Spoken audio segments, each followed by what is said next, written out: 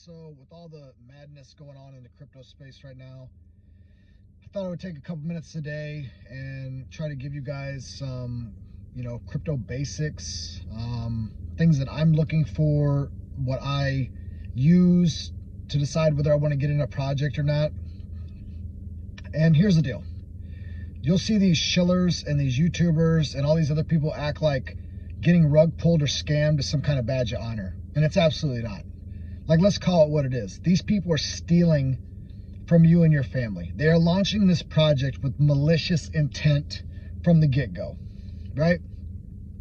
And I find it really odd when people, especially these, shillers of certain tokens, say, oh, well, this could happen in a brick and mortar business. Well, not as likely, right? Because if I go into town here and I give someone $10,000 to invest in their project or their new business, I can keep tabs on what's going on. I can drive by, I can see if there's progress, I can see if they're kind of doing what they say they're doing.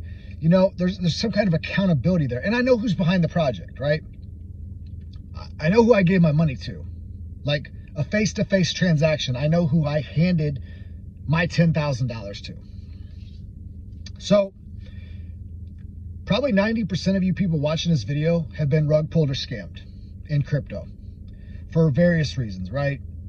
Whether you thought it was a great project, your buddy told you about it and you thought, hey, I'm gonna jump in, I'm gonna make some quick money.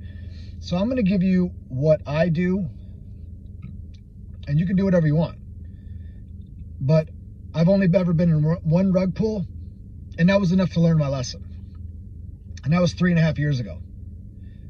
So the fact that I've went 3.5 years with the last year kind of really getting back heavy into crypto and not losing any of my money to a scam or fraud, I would say I'm doing all right.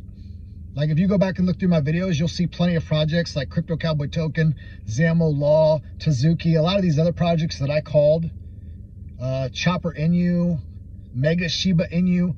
These are all projects I called before anybody even opened their mouth that they were going to be rug pulls or scams, and they are.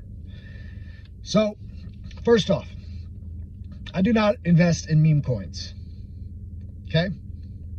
I did when I first got back into crypto. I jumped on the SHIB train. I got nothing against SHIB. I think SHIB is a great project. You got over 1 million holders. I mean, it's a very strong community.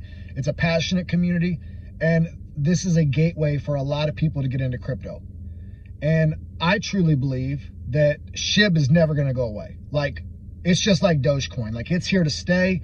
Love it, hate it, like it, don't like it. SHIB's here. Like, they're doing things on the constant. Like, you can go to Paris and pay for your lunch in SHIB. You can go to Argentina and pay for property with SHIB. So SHIB's not going anywhere, right? So if you wanted to do the meme play, meme coin aspect, SHIB is what I would personally put my money in if I did meme coins, okay? So one thing I never do is follow YouTube shillers, ever, right? I might kind of like look through my news feed or Twitter feed and kind of see like what all coins people are promoting and shilling and talking about. And then I go to work, right? I go do my own research. I don't even watch their videos. I don't care what their videos have to say, because 99.9% of the time they're paid. They're going to say whatever they have to say to make that project look great. I don't care what they have to say. I care about what I find when I look at the project. So rule number 1, I don't mess with meme coins. Rule number 2, I don't follow influencers. I don't care. I'm not gonna care. Like, they have nothing to offer me, right? They're paid shills. They'll do anything to line their pockets. They do not care about you or your family. End of story, bottom line. You got to get over it, because that's the facts on the table. 3, I will not invest in a project that the team is not doxed.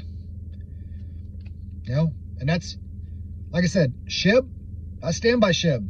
I think SHIB is never going to go away. I think it's a coin that people that are really passionate and they love.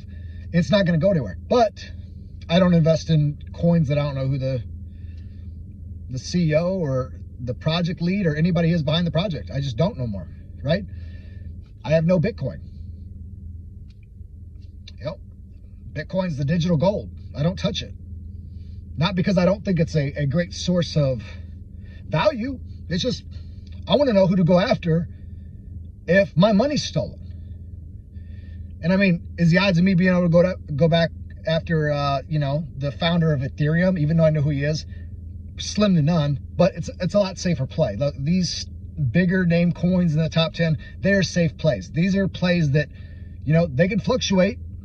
And as a new crypto investor, I would look at it and go, okay, well, I really am worried about my safety. I'm worried about not losing my money. I'm going to invest in Bitcoin. I'm going to invest in Ethereum. I'm going to invest in AVAX, like stuff that is here to stay, that is proven the test of time. Buy in dips, right? Don't chase green candles. Buy it when the market's red, add to your position. That's my opinion. So the reason that I will not get involved with a project that's not doxed is because like I said, I want to know who to go after, and I will go after them.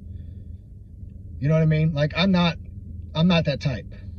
I will find, if you're in the United States, which that's another thing, I will not invest in a project that is not located in the United States. If not, their whole team is located here, because I will get on a plane, I will get in my truck, and I will go to their office if they steal from me.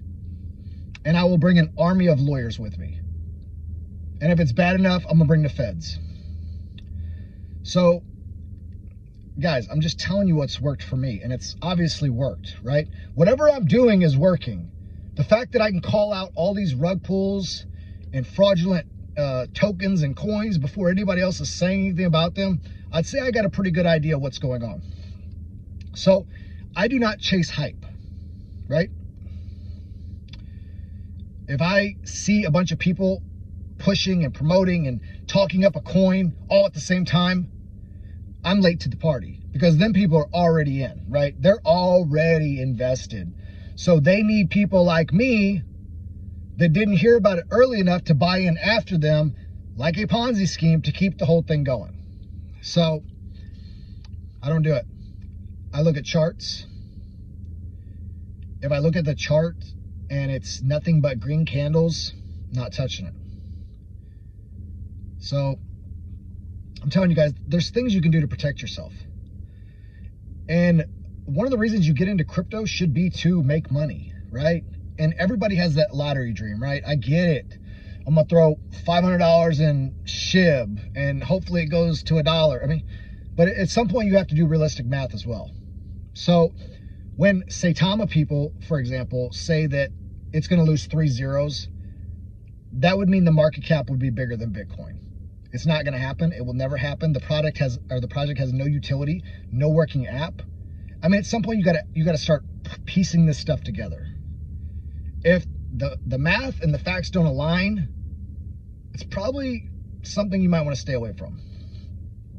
So, like I said, guys, I think the number one thing you can really do is focus on what I've just talked about in this video. But most importantly, go look at the people behind these projects. You don't have to be a detective to figure it out. Like Brad Beatty from Lily Finance.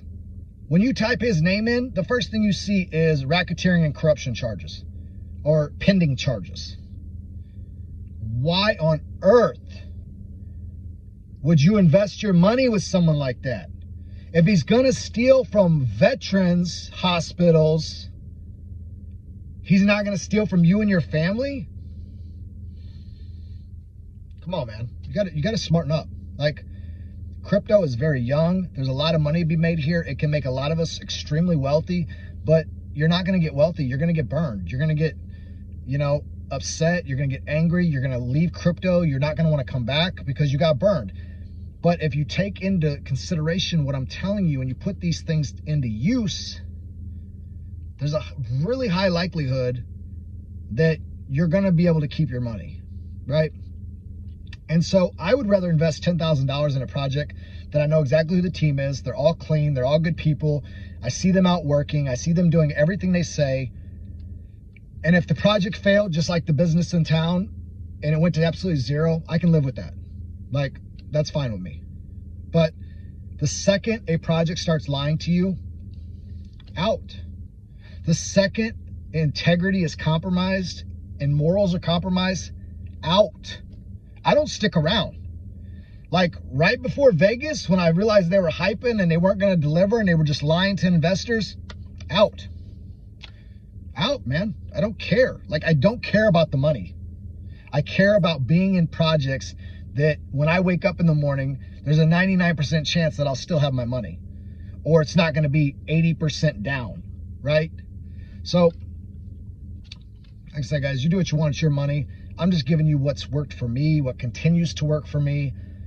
And to go almost a year now since I got back into crypto with not losing a single dime to someone taking advantage or scamming me, I would say this stuff's working. So put it in your toolbox. Hopefully, if it works for you, it works for you. If not, whatever. But like I said, if you're a new investor, you're kind of looking into this stuff. If you want to go the meme coin route, I like SHIB. If you want to go the big name cryptos, I like Ethereum. You know, you could go in Bitcoin. There's not as much upside, I believe, in Bitcoin as there would be in Ethereum or AVAX or Cardano or some of these other coins. Just do a little bit of research, guys. It's your money. Protect your money, right? Don't let these people steal from you. See ya.